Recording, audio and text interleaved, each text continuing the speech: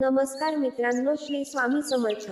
माझ्या तरुण मित्रांनो, बंधूंनो, बहिणींनो, भगिनींनो आणि पूजनीय अशा माझ्या वडीलधाऱ्या मंडळींनो, तुम्हा सर्वांचे मराठी गोष्टी यूट्यूब चॅनेलमध्ये हार्दिक स्वागत आहे. मित्रांनो, म्हातारपणी मुलं सहवास का सोडतात हे एका वृद्ध गिधाडाने सांगितले. आजचा व्हिडिओ सर्वांनी न चुकता पाहावा, कारण म्हातारपण एक ना एक दिवस सगळ्यांनाच येणार आहे. जो आज लहान आहे तो उद्या तरुण होईल आणि परवा म्हातारपण स्वीकारावे लागेल. तुम्ही काहीही केले तरी कोणाचे ऐकले जाणार नाही. माणूस खूप श्रीमंत असेल तर त्याने थोडी लाच दिली तर त्याच्यावर म्हातारपणाचा प्रभाव पडत नाही असे नाही. असे नाही की कोणी खूप शूर आहे, लोक त्याला घाबरतात म्हणून त्याच्या भीतीने म्हातारपण त्याच्या जवळ जाणार नाही. एखादी व्यक्ती ज्ञानी, श्रीमंत, बलवान किंवा प्रतिभावान असो, त्याची सर्व कौशल्ये नष्ट होतात जेव्हा तुमच्यावर म्हातारपण येते. त्यामुळे प्रत्येकाने ही माहिती काळजीपूर्वक ऐकावी. म्हातारपणात मुलं आपल्याला का सोडून जातात हे या व्हिडिओतून कळेल. हे समजून घेण्यासाठी आपण ही कथा काळजीपूर्वक ऐकली पाहिजे. कुठल्या तरी जंगलात एक मोठा जड वटवृक्ष होता. दिवसभर त्या झाडावर हजारो विविध प्रकारचे पक्षी किलबिलाट करत होते, किंवा आपण असे म्हणू शकतो की संपूर्ण जंगलातील पक्षी विश्रांतीसाठी त्या वटवृक्षावर जात असत. ते झाड काही पक्ष्यांचे कायमचे निवासस्थान होते. त्या झाडावर राहून पक्षी अपार आनंद अनुभवत असत. असे म्हटले जाते की जेव्हा आपण एखाद्या ठिकाणी किंवा एखाद्या व्यक्तीसोबत जास्त काळ राहिलो की आपण त्या व्यक्तीशी संलग्न होतो. त्याचप्रमाणे त्या झाडावर राहणारे सर्व पक्षी त्या झाडावर मोहित झाले. एके दिवशी जंगलात दुष्काळ पडला. अनेक वर्षांपासून पाऊस पडला नाही. जंगलातील झाडे सुकून जाऊ लागली. तो वटवृक्षही पाण्याअभावी सुकू लागला. सर्व पक्षी हळूहळू त्या झाडाला सोडून जाऊ लागले. जेव्हा ते झाड पूर्णपणे सुकले आणि त्याची पाने आणि फांद्या तुटून पडू लागल्या, तेव्हा त्या झाडावर राहणारे सर्व पक्षी ते झाड सोडून दुसऱ्या ठिकाणी गेले. त्या झाडावर फक्त एक म्हातारे गिधाड एकटेच बसले होते. त्याने पाहिले की झाडावर राहणारे सर्व पक्षी एक एक करून तिथून निघून गेले आहेत. काही पक्ष्यांनी वृद्ध गिधाडालाही जाण्यास सांगितले, परंतु गिधाडाने जाण्यास नकार दिला. म्हाताऱ्या गिधाडाला वाटलं की या झाडावरच आपला जन्म झाला. मी या झाडावर खेळत आणि उड्या मारत मोठा झालो आहे. या वटवृक्षाने मला माझ्या आयुष्यातील सर्व सुख दिले आहे. आज तो संकटात असताना मी त्याला संकटात सोडून एकटा कशा जाऊ. या झाडाने माझे पालनपोषण केले आहे, मला मोठे केले आहे आणि सुखदुःखात साथ दिली आहे. या झाडाचा मी ऋणी आहे. मेल्यानंतरही मी हे झाड सोडणार नाही.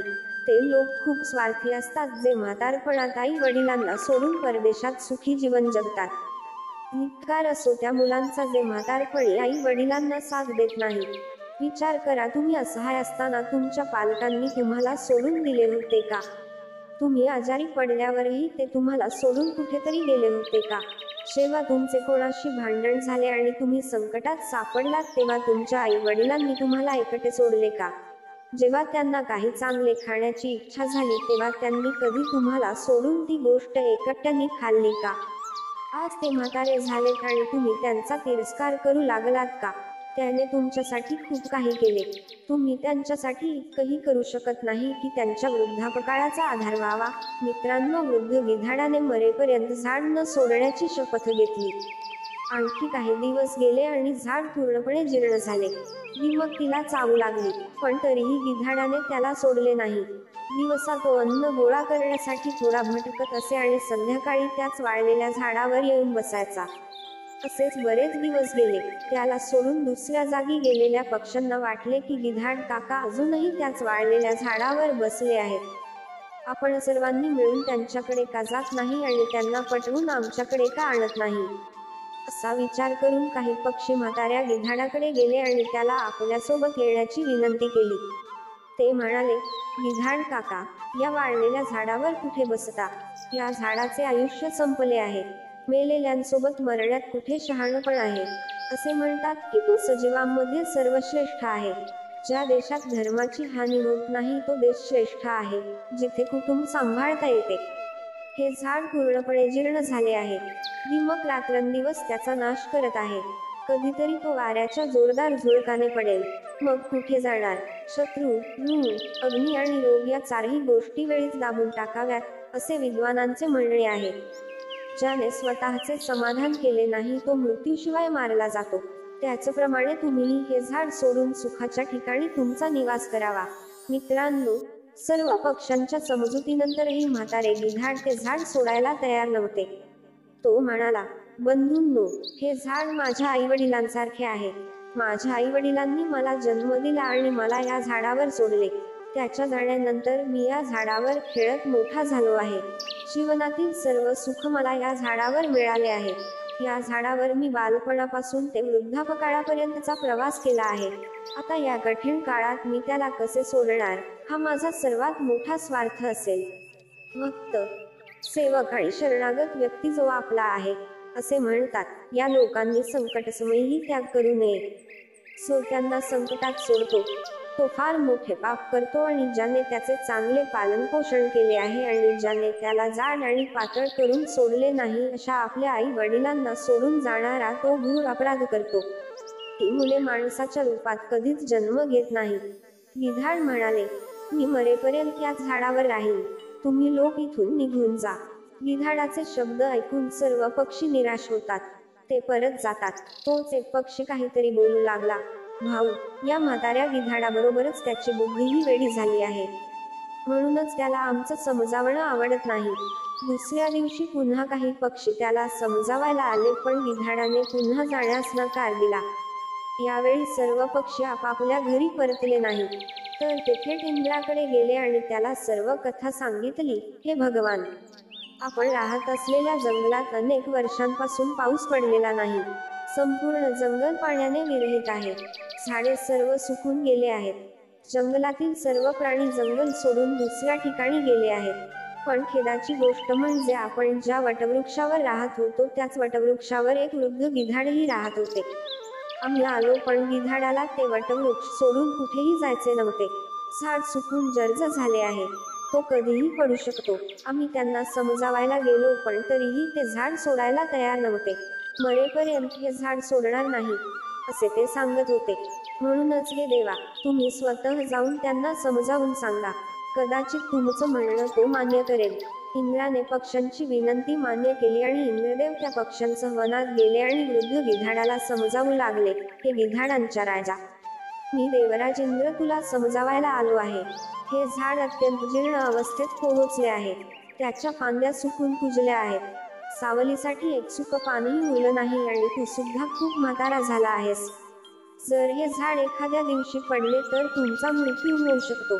त्यामुळे हे झाड सोडून सुरक्षित ठिकाणी जा. प्रेक्षक बंधू हो, इंद्राचे शब्द ऐकून वृद्ध गिधाड म्हणू लागले, हे देवा, मला एक गोष्ट सांगा.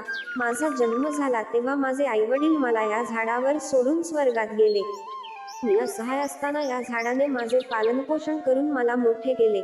हे मी खेळत आहे. येथे राहून सर्व सुख उपभोगले आहे. या झाडावर राहून मी पूर्ण झालो. माझे संपूर्ण आयुष्य या झाडाच्या सावलीत गेले आहे. आज हे झाड संकटात असताना मी ते कसे सोडणार? अनेकदा लोक असे करतात की जेव्हा संकटे येतात तेव्हा ते आपल्या हितचिंतकांना आणि नातेवाईकांना गरिबीत मागे सोडतात. मी त्या क्षुद्र लोकांसारखा नाही. माझ्या मरेपर्यंत, शेवटच्या श्वासापर्यंत मी माझ्या आई वडिलांप्रमाणे या झाडाला साथ देईन. गिधाडाचे असे अद्भुत प्रेम पाहून इंद्र खूप आनंदित झाला. इंद्र म्हणाले, मला तुला वरदान द्यायचे आहे. सांग तुला काय हवंय. तेव्हा गिधाड म्हणते, हे देवा, द्यायचे असेल तर मला वरदान नको. या वटवृक्षाला आशीर्वाद द्या जेणेकरून ते हिरवे होईल. त्याचे आयुर्मान वाढू दे. तरीही मी म्हातारा आहे. जगण्यासाठी अवघे काही दिवस उरले आहेत. माझ्यानंतर या झाडाच्या सावलीत हजारो पक्षी सुखी राहतील. सर्वांचे कल्याण झाले तर मलाही आनंद होईल. गिधाडाचे म्हणणे ऐकून इंद्राने ते झाड पुन्हा हिरवे केले. पावसाने संपूर्ण जंगलात पाणी साचले. जंगलातील सर्व झाडे पुन्हा हिरवीगार झाली. सगळीकडे हिरवळ होती. जंगल सोडून गेलेले प्राणी आणि पक्षी पुन्हा त्याच जंगलात परतले. सर्व पक्षी त्याच वटवृक्षावर आले आणि किलबिलाट करू लागले. सर्व पक्षी त्या वृद्ध गिधाड काकांची चांगलीच सेवा करू लागले. प्रत्येक जण तिथे त्यांच्यासाठी अन्नपाणी आणत असे. मित्रांनो, अशा प्रकारे गिधाडाचे उर्वरित आयुष्य आनंदात गेले. या कथेतून आपण हे देखील शिकले पाहिजे की आपण आपल्या प्रियजनांना वाईट काळात कधीही सोडू नये. विशेषतः तुम्हाला जन्म देणारी आई आणि तुमचे पालन पोषण करणारे वडील. तो तुमचा जीवनदाता आहे. तुम्हाला वाढवायला त्यांनी खूप कष्ट घेतले आहेत. म्हातारपणी त्यांना साथ देऊ शकलो नाही तर त्या आयुष्याचा काही उपयोग होणार नाही. मित्रांनो, जर तुम्हाला हा व्हिडिओ आवडला असेल तर व्हिडिओला एक लाईक करायला विसरू नका. तसेच आणखी माहितीपूर्ण व्हिडिओ ऐकण्यासाठी आमच्या चॅनेलला अवश्य सबस्क्राईब करा. तुमचा अमूल्य वेळ दिल्याबद्दल तुमचे खूप खूप आभार.